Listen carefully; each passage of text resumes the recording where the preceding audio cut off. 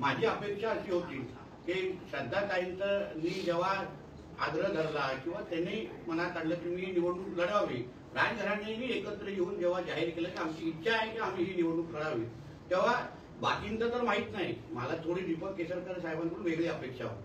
त्यांचे राजघराण्याबरोबर अतिशय जुने संबंध आहेत, जुनं घट्ट नातं आहे. तेव्हा आणि ह्या राजघराण्यांनी आपल्या सावंतवाडीकरांना भरपूर दिलेला आहे, वारंवार आशीर्वाद पण दीपक केसरकर साहेबांना वारंवार दिलेला आहे. तर मला वाटतं की ही निवडणूक राजकारणाच्या पलीकडे पाहिली पाहिजे. आपल्याला कुठे ना कुठेतरी परतफेड करण्याची संधी भेटते आहे. आपल्याला राजघराण्यातून एका व्यक्तीने जर इच्छा व्यक्त केली तर खरं म्हटलं तर प्रत्येकाने बिनशर्त पाठिंबा श्रद्धाताईंना दिला पाहिजे होता, अशी माझी साधी अपेक्षा होती. पण ठीक आहे, शेवटी राजकारण राजकारण आणि ही निवडणुका हा वेगळा विषय असल्यामुळे मी अजून का त्याच्यामध्ये बोलू शकत नाही. मी आता म्हटलं की केसरकरांना राजकारणामध्ये चांगली साथ दिली यापूर्वी, तर केसरकरांनी आता तुम्ही 21 तारीखपर्यंत त्यांना असं सांगता का की नाही बिनशर्त तुम्ही झाला तर बरं होईल? आता तुम्ही हा इंटरव्ह्यू घेतल्यानंतर कदाचित संदेश त्यांच्यापर्यंत पोहोचला, कारण का शेवटी राजघराण्याबरोबर त्यांचा असलेला संबंध, राजघराण्यांनी त्यांच्या पूर्ण विकासाच्या ह्या प्रवासामध्ये ते मंत्री राहिलेले आहेत, आमदार राहिलेले आहेत, सगळ्या बाबतीमध्ये ह्या घराण्यांनी त्यांच्याबरोबर उभे राहिलेले आहेत.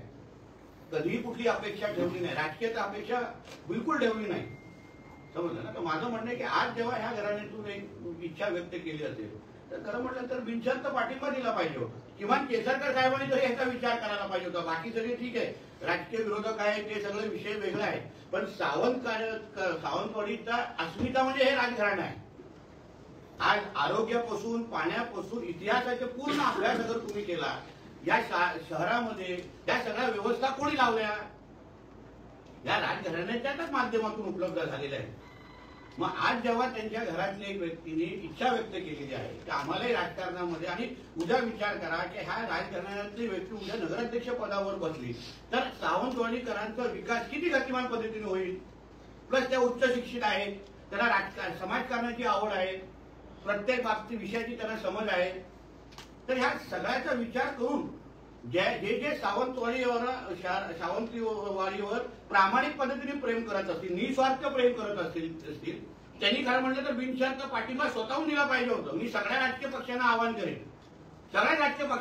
करेन, की तुम्ही बिनशर्त पाठिंबा द्या. तर ह्या घराण्याने आम्हाला जेवढं काही दिलं त्याला परतफेड करण्याची संधी अगर आम्हाला या निमित्ताने भेटत असेल तर अजून 2 दिवस आहेत. प्रत्येकाने आपल्या पद्धतीने विचार करावा आणि बिनशर्त पाठिंबा श्रद्धाताईंना द्यावा, असं आपल्या माध्यमातून मी आवाहन करेन.